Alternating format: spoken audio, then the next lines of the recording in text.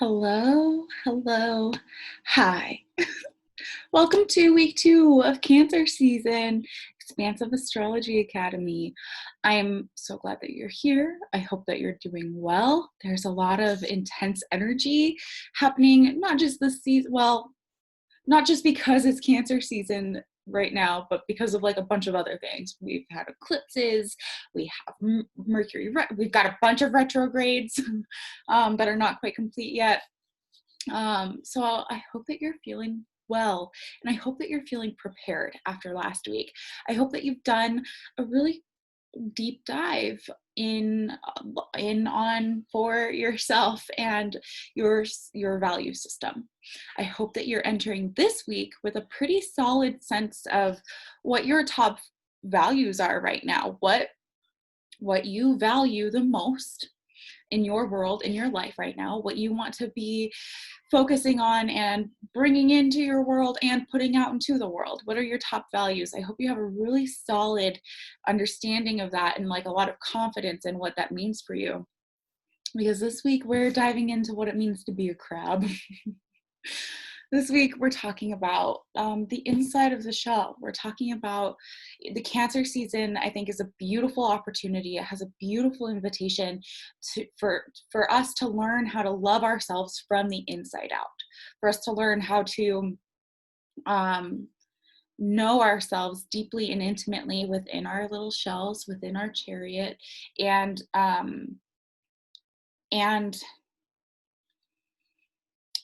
the mechanisms that we use to protect those precious juicy innards. Innards is gross. I'll try not to say innards anymore. But this week we're diving into the inside of the crab, the essence of the crab. We're really looking at our intuition, our emotions, all that's deep within us, the things that maybe feel very vulnerable, or that we keep hidden, or that we've learned to hide, the things that we deny ourselves of, the things that we this might include a lot of shadow work, if you will. People call it shadow work, looking at the ways that we might show up in disempowered ways, in disempowered energies, the ways we disempower ourselves. But it's not just that. It's not just like the shadow work and like the scary, I don't do this for myself, and I get into arguments sometimes, and I have low self-esteem. Not just like those sorts of like shadowy things, right? But who we are in the shadows, like all of the lovable things about us too, that exist deeply within us, that not everybody gets to access, the things that even you have cut off access from within yourself. Excuse me. This can be difficult for some. And in some ways, this might be difficult. There are things that we keep hidden from ourselves, and there are things that we keep hidden from the world for many, many reasons. Maybe we were raised to think that we're weird, or that it's weird that we do that one thing, so we only do it in private, or I don't know. Maybe you got hurt when you revealed some piece of yourself to somebody that you trusted, and so you don't really reveal that piece of yourself anymore. This week we're really looking at where you hide from yourself, where you hide from the world, and what all that is made up of. Like, what are you made up of, and what are the mechanisms at play? What has happened to you? Who hurt you to cause you to keep yourself hidden? It's not so easy to move through for many of us. So that's why I think it's really important to have a solid foundation from last week of like, what are you all about? Like, what general themes of life in the world, what makes you tick? What are you all about? I want you to really remind yourself of that.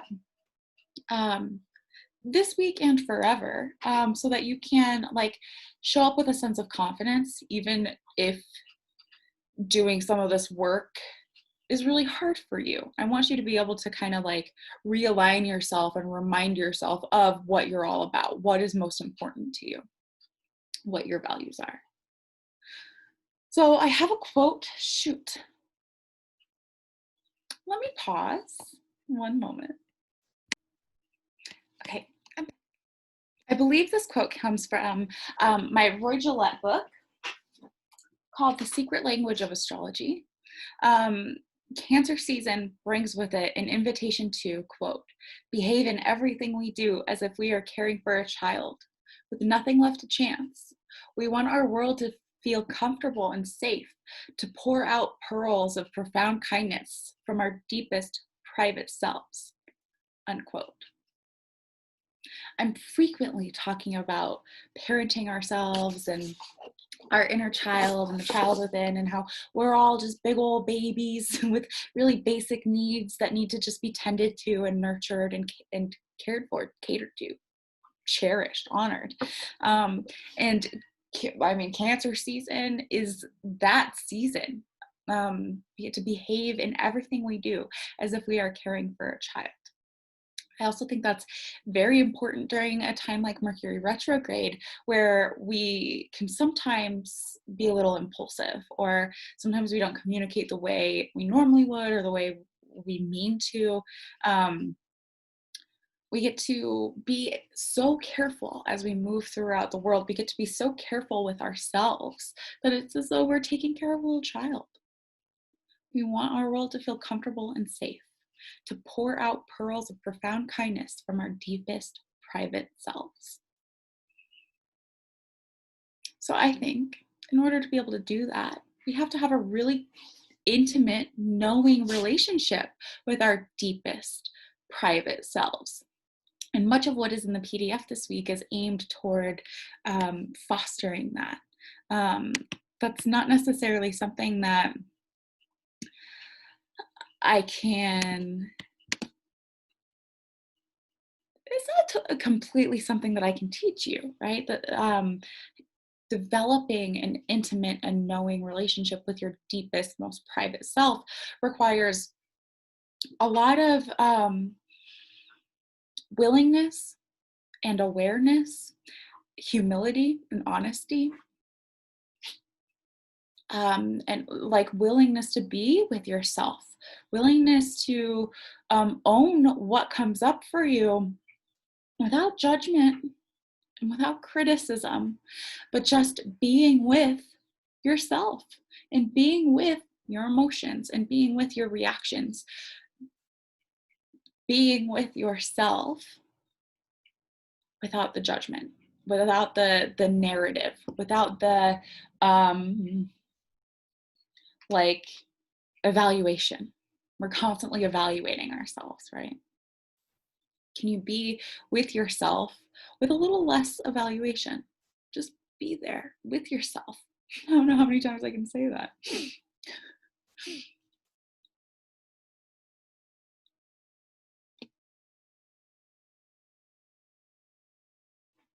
And if that's difficult for you, well, welcome to the club. There are things that we do keep like hidden from ourselves. There are things that we deny within ourselves. There are things that we just don't really want to acknowledge, that we don't want to give any power to, that we don't want to name. Like we all have certain attributes or memories or worries about ourselves that fit under that category, the things that we really kind of shy away from. And not naming those things, not respecting those things, not developing a relationship with those things is what gives those things power. Those are your shadows, and this is your shadow work. And until you turn around and face the shadow, it's lurking, it's following you. It has more power. Your shadows have more power when we don't look at them and name them and hang out with them.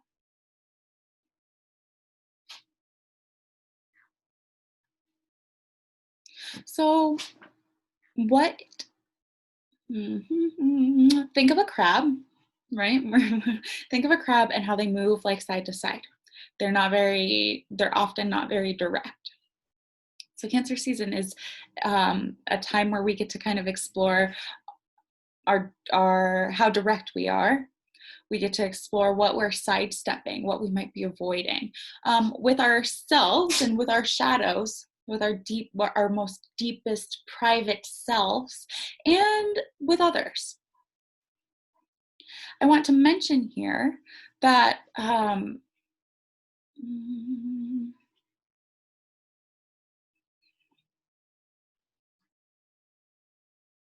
want to mention here that it is so imperative to know where you end and others begin. It is so imperative to have a knowledge and a deep and intimate knowing of yourself and some boundaries around that, healthy boundaries around that. And we'll talk a little bit more about that when we talk about our shell next week, which is not only going to include our defenses, but also like boundaries and boundary setting. And I feel like it's important to bring up already because I want you to start to consider and acknowledge, where are you not very direct with yourself and with others? Where do you sidestep things? Because when we do that, anytime you're dancing around something, you're disrespecting your need.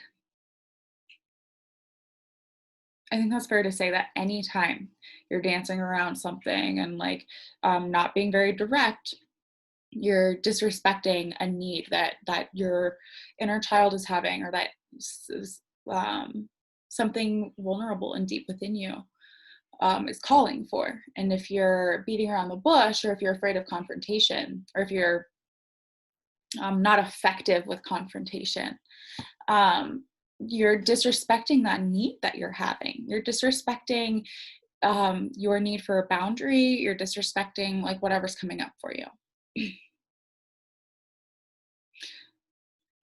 It's important that you become comfortable with confrontation, because part of nurturing yourself and creating a sense of home in the world, creating a sense of comfort for yourself, part of that requires confrontation, confronting your own shadows, which apparently live right here. For some reason, I keep referring to, anyway, confronting your own shadows and confronting others where you might need to. Confronting issues in relationships and needs that you have.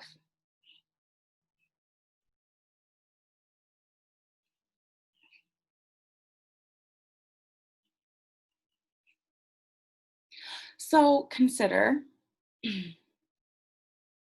your most vulnerable, needy, childlike, pure and innocent, spirited version of yourself. I want you to get in contact with that version of yourself daily, every single day, especially this week and beyond. Be able to listen to that piece of you, to that version of yourself, especially, maybe not especially, maybe especially, I don't know. Do it all the time. And especially in consideration or in the context of other relationships. A lot of the time, some of our disempowered behavior, or some of our some of the things that we get ourselves into that might be kind of dangerous or detrimental for us, some of the times that we may disrespect ourselves, I want you to consider what was going on, or what is going on beneath the surface during those times. And I'm kind of beating around the bush. I have an agenda and I'm not being very clear about it. I'm sidestepping it like a crab. Let me take a reset, sip of water.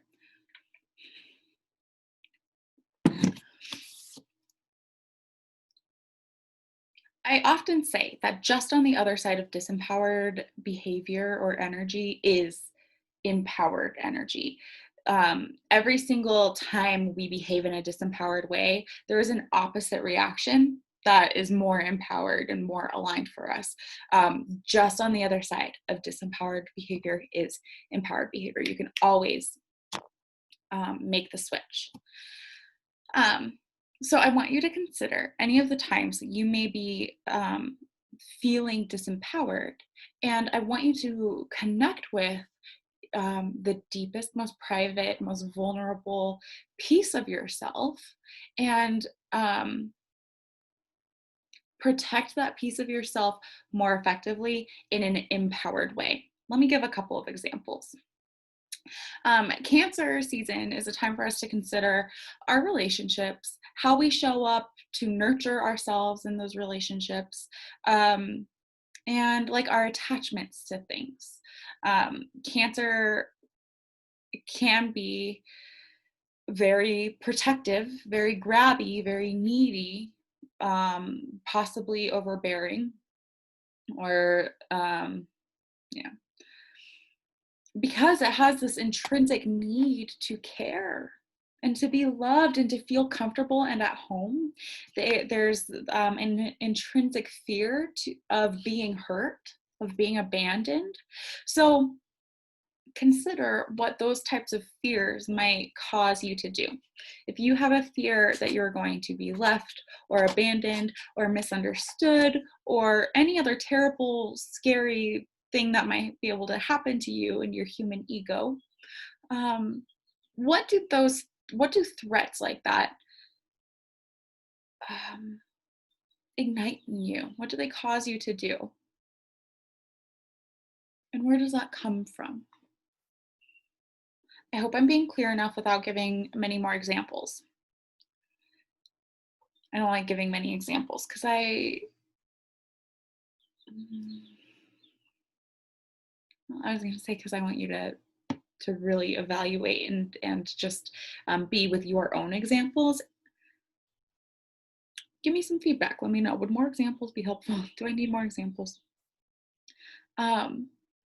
My point here is that anytime you find yourself in disempowered energy or disempowered behavior or just unalignment and chaos, wherever you feel really disconnected from yourself and you're having a need, I want you to examine and to go into your shell and be with yourself and look at where is this coming from? What kind of very vulnerable, childlike, raw, innocent,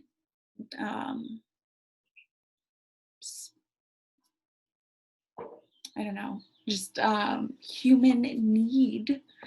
What kind of place is that coming from? Usually our very disempowered behavior is coming from a place of just need, some real pure, organic need to be hugged or loved.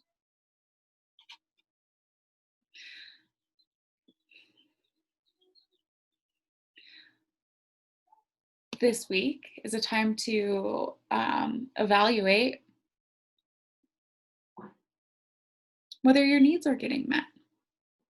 Right? You get to really tend to your deepest, most private, most vulnerable self and consider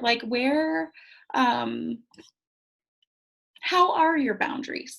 We'll do a little prep work for next week. How are your boundaries? Do you know where you end and others begin? Not obviously, literally within these bodies, we have a bubble, a personal bubble, and you may know that you don't like people to get within 2 feet of your bubble, or maybe you're a person who's more willing to cuddle up. So I don't mean literally, but where do you end and others begin? Where do you take on other people's problems, or emotions or needs. There's a difference between having empathy and understanding and caring and being like a good friend. Um, there's a difference between being a good empathetic friend and taking on other people's shit. When and where do you struggle with that balance, with that line? When and where do you feel taken for granted? When and where do you feel taken advantage of?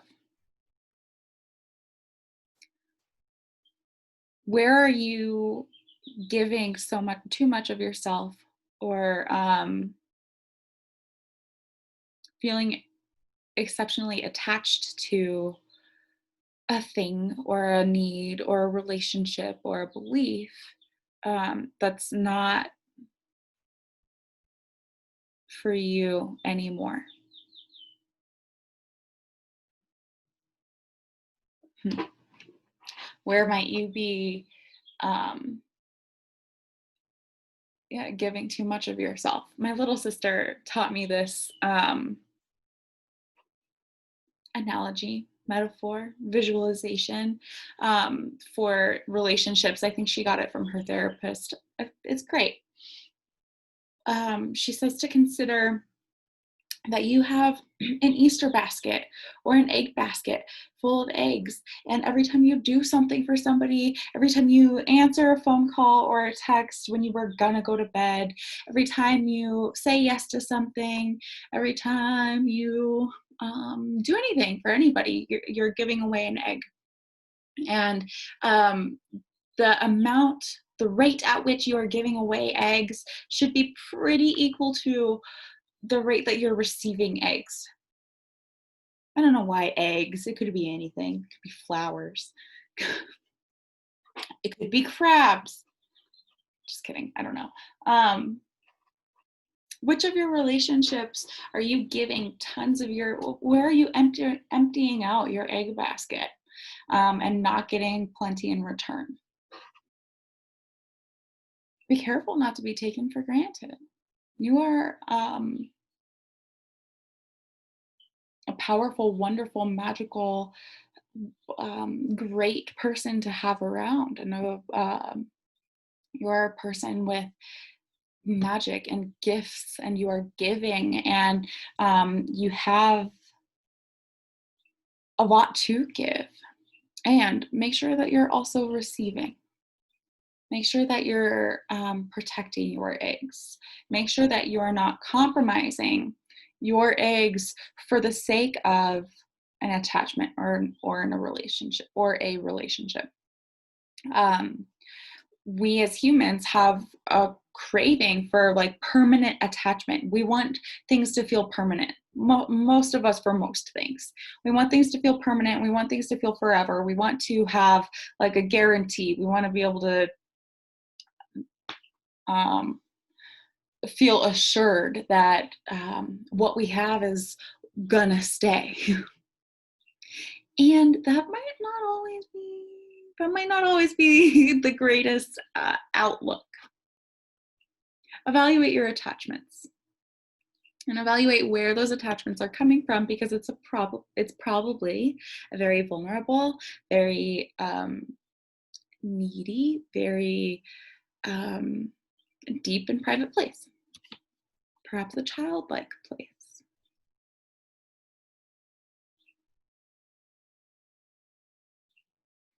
Just by doing this work, you are starting to do two things. Just by really honoring and tapping into and being with what is inside of your shell is doing two things. It's helping you to build more emotional security. A lot of us don't feel very safe in our emotions. Logic feels a lot safer to our human brains. Logic feels a lot safer to our culture. A lot of us feel very uneasy and very insecure with our emotional selves and when we're in a very emotional place. And just by looking at your shadow self, just by being with these things within yourself, just by honoring this part of you, you're starting to build that emotional security. Trust me, it'll get better and better and better. You'll feel more and more equipped to handle your emotions and to use them effectively. They're not, our emotions are not just things that happen to us to inconvenience us and make our mascara run and embarrass us at prom. I don't know where that example came from. Emotions are not just these inconvenient things. They are natural, intuitive, divine reactions, and they are data. They are meant to guide us and show us something, show us things, cue us into our needs and changes that might need to be made. The second like outcome or benefit that can come from really being with yourself in these ways is that you're going to start to tune into your intuition more. Your intuition, you'll feel more intimately aligned with your intuition. We all have a deep sense of intuition and connection because we all have a connection to the universe and the divine. We all have a connection to the moon. The moon is somewhere in our birth chart. The moon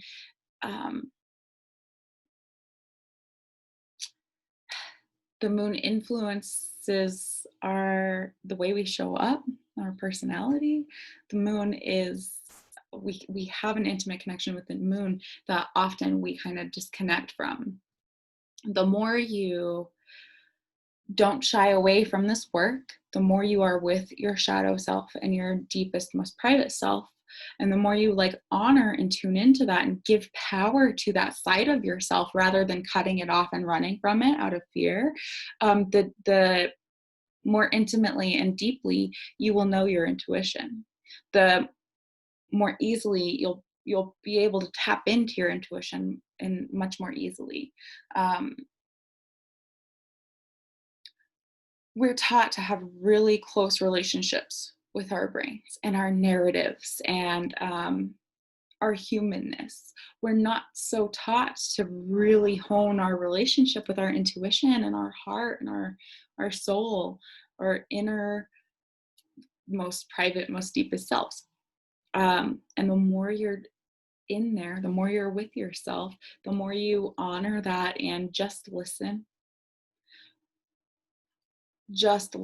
to that piece of you and your intuition while giving your thinking mind a break a little bit. Maybe acknowledging when the thinking mind doubts it or questions it or thinks it's all a bunch of wishy-washy woo-woo shit. Maybe honoring that part of your brain and giving your brain permission to shush, quiet down, get back in the back seat, and just let yourself be with that other piece of you that most of us are very cut off from. Learn how connected to the moon you are. Learn your own phases, right? Be so intimately connected with yourself that you are aware of the way that you transition through things and the way that you grow through things. That you're know yourself so intimately that you're always aware of your duality, that when you are feeling dark and hidden like the new moon, you know that you are also capable of shining brightly like the full moon. Honor your phases. Honor the fact that you are kind of a mystery even to yourself, like the moon is a mystery.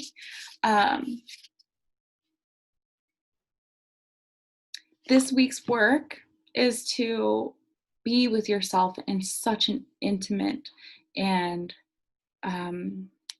nurturing and quiet way. This week's work is to honor what wants to come up for you. This week's work probably requires some quiet. which is not easy for everybody to find, let alone to foster for yourself or be in. There are many reasons that quiet might not feel very attainable for you. And I don't mean that if you can't meditate for 30 minutes a day in a quiet, bird chirpy, um, incense candly way, that you can't do this work. If you can't find quietness anywhere ever, it's your job, it's your responsibility to cultivate that for yourself, to create it for yourself. I know that can be a challenge. I know that can be a challenge. It's your responsibility to do that for yourself, and it's your responsibility to find quiet within, even in chaos that's outside of you. There's somebody that I have followed on social media for quite a while, and I was disappointed when I read this. I've looked up to this person for quite a long time, because of their um,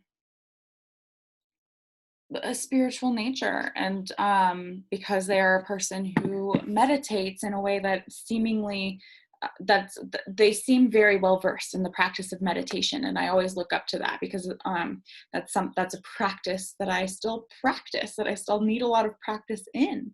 And today they posted something and said that they were in the hospital, unfortunately, um, and that they just wanted to meditate. They felt the need to meditate, and that it felt impossible for them to meditate because there's so much noise going on in the hospital, and the guy's not using the call button, he's using his voice to call for the nurse, and the TV's too loud. And this post, I feel for them. Like, I don't mean to sound crass or insensitive to this situation. I mean, the person's in the hospital, they're struggling, they're trying to meditate, and it's loud. I feel so bad for them. And um, the invitation is to discover how to find quiet even in the middle of the ER. As radical and as difficult as that sounds, right? As radical and as difficult as that may feel, as many vulnerabilities and obstacles and barriers as there may be to that, we do have the power to give that to ourselves. So I want to invite you, when I say to be in quiet this week, I don't necessarily mean literally. I don't mean that you need to tell the people in your life to quiet down because I'm meditating. You can picture it.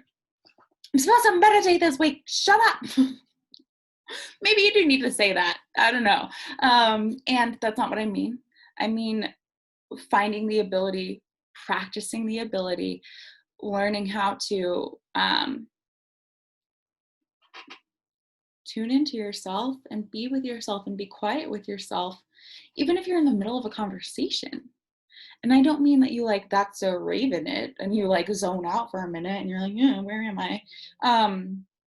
I mean that you can be interacting with people and still have this like very deep and knowing and intimate connection with your inner self. I hope that's clear. I think I'll leave that there.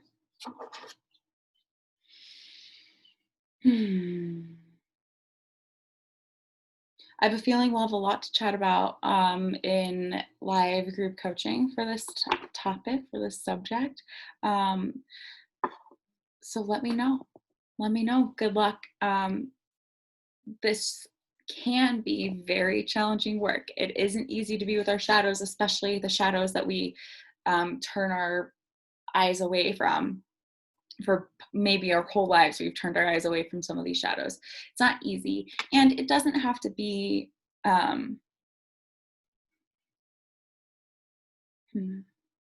scary. Again, let me remind you to be with all parts of you without like the evaluation and without the criticism and without the questioning. Just be with yourself. Just be with yourself. Honor yourself. Learn yourself more deeply than you've ever known yourself before. Big homework this week. Next week, we'll talk about how you bring that self to the world, how you defend that self in the world, and how you like create effective boundaries. Big, big, big important shit during Cancer season. Holy moly. I hope you're doing so well. Love you. Take care of yourself. Let me know how I can support you through this. I'll talk to you soon.